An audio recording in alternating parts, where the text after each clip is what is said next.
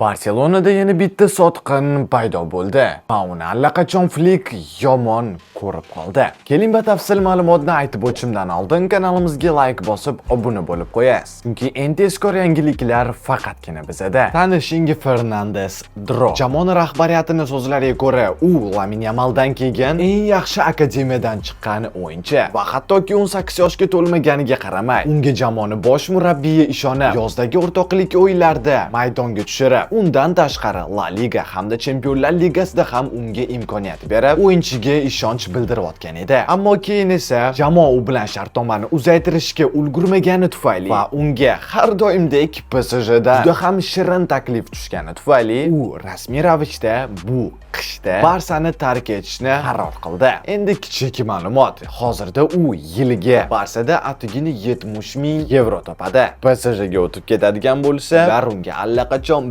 5 million yevro yiliga to'lashga tayyor. Shuning uchun uni so'kishdan oldin keling o'zimizni uni o'rniga qo'yib ko'ramiz. Siz uni o'rnida bo'lganingizda bunaqa yosh bo'lib turib, oilangiz uchun shunaqa katta pulni tanlagan bo'larmidingiz yoki sizga ishonib turgan, sizni sevgan jamoada qolgan bo'larmidingiz?